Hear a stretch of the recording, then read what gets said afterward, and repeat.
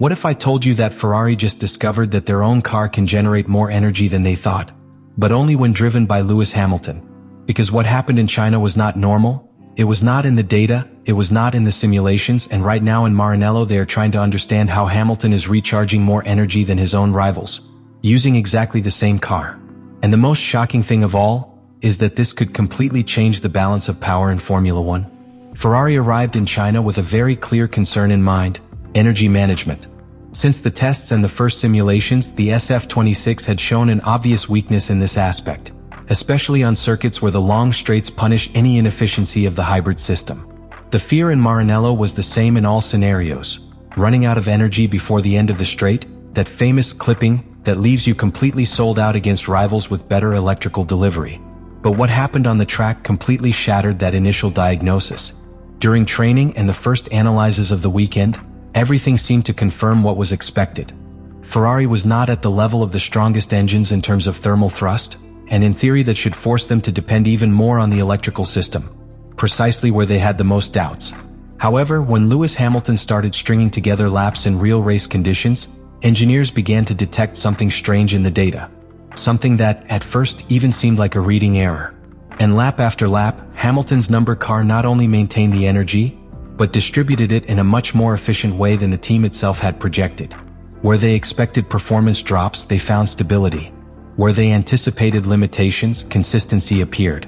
This forced Ferrari to stop and analyze in depth what was really happening, because the behavior of the SF26 in their hands did not match absolutely anything they had seen in the simulator. This is where the true dimension of the problem begins to take shape, or rather, the opportunity. Hamilton wasn't simply adapting to the car, he was reinterpreting it. His way of preparing each corner, managing balance and deciding when to apply power was completely modifying the energy flow of the car. It was not a question of aggressiveness or conservatism, but of precision. Each braking point became a more efficient recharging opportunity, each corner exit a calculated decision not to waste energy. The most striking thing for Ferrari was discovering that this behavior was not punctual, nor did it depend on a specific track condition. It was repeatable, constant, controlled. And that's what set off all the internal alarms. Because if a driver can sustain that level of management for long stints, it means that the car has a hidden margin that is not being exploited by default. A margin that does not appear in the models, but that does exist in reality. From that moment on, the team's focus completely changed. It was no longer about understanding why the car had limitations, but rather about understanding why Hamilton was not suffering from them. And that difference, seemingly small, is what can make a season. Because in today's Formula One, where everything is millimetered, finding performance where no one else sees it is not an advantage. It is a silent revolution within the team itself. But here's where it gets even more serious. Because when Ferrari starts digging into Hamilton's data, it's no longer just a technical curiosity, but a real advantage that can change how they compete on the track. What they discover is not only that it manages energy better, but it does so in a way that directly reduces one of SF26's biggest structural weaknesses. The historical problem of the car, especially with the new rules, is that delicate balance between the thermal and electrical parts. Ferrari knew that its power unit could not maintain the same constant thrust as other rivals on long straights, and that is why energy wear appeared earlier. But Hamilton breaks that logic. It begins to show that, if you prepare the corner exit correctly, you can delay that critical moment in which the battery empties, and that completely changes the way you defend or attack in the race. And here comes a key point that is generating a lot of internal debate. Hamilton not only conserves energy, he redistributes it better than anyone else. While other drivers consume more aggressively at certain points of the circuit, he manages to maintain a much more stable flow, avoiding unnecessary peaks that end up penalizing at the end of the straight. This means that, in practical terms, it arrives with more energy available just at the most important moments: overtaking, defending, or activating DRS. Ferrari then begins to compare its data with that of other drivers, even within the team itself, and the difference is evident. It is not a question of setup, it is not a question of aerodynamic configuration. It is purely execution behind the wheel. And that is what worries the most, but also what excites the most.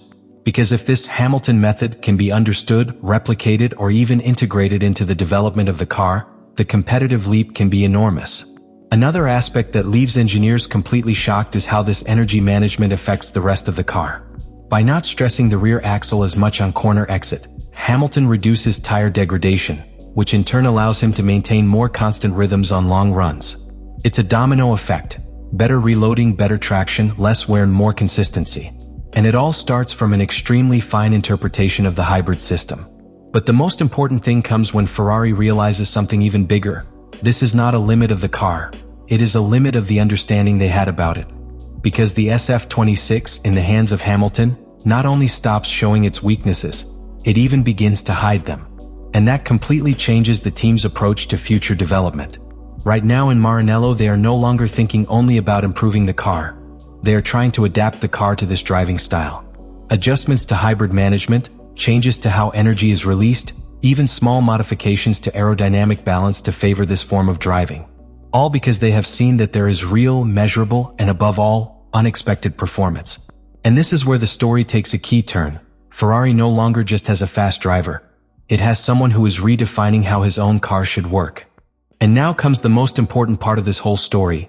Because what Ferrari has discovered with Hamilton in China does not remain a simple internal analysis. It has direct consequences on the championship. Because if Hamilton is able to maintain more energy than his rivals in each lap, that means Ferrari can compete where it couldn't before. In circuits where they were condemned to lose on the straight, they now have a tool to defend themselves, and even attack. And this completely changes the balance against teams that, until now, seemed untouchable in that regard. The most dangerous thing for the rest is not only the immediate improvement, but the potential for evolution.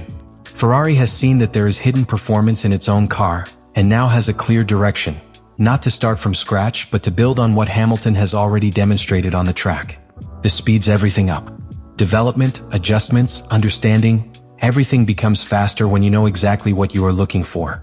But there is an even more disturbing detail for its rivals. This kind of advantage is not easy to copy. It is not a new part, it is not a visible update.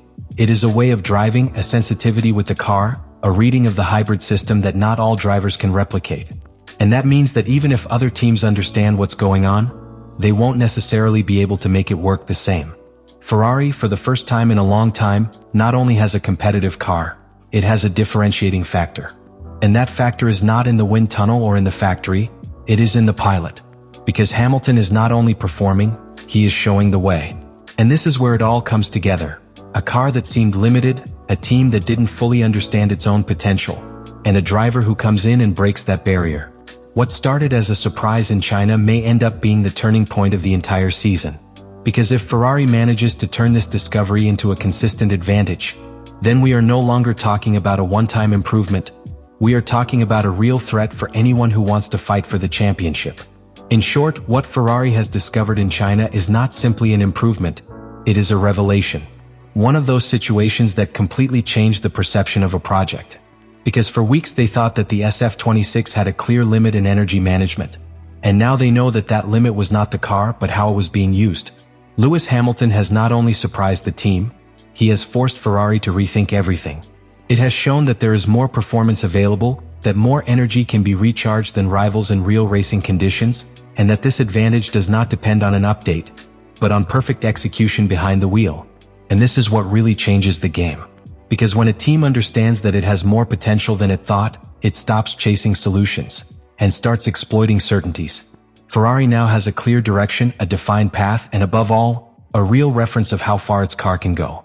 The big question is no longer whether Ferrari can improve. The real question is to what extent they can turn this discovery into a consistent advantage race after race. Because if they achieve it, what we saw in China will not be an exception. It will be the beginning of something much bigger. Let me know in the comments what you think about all this.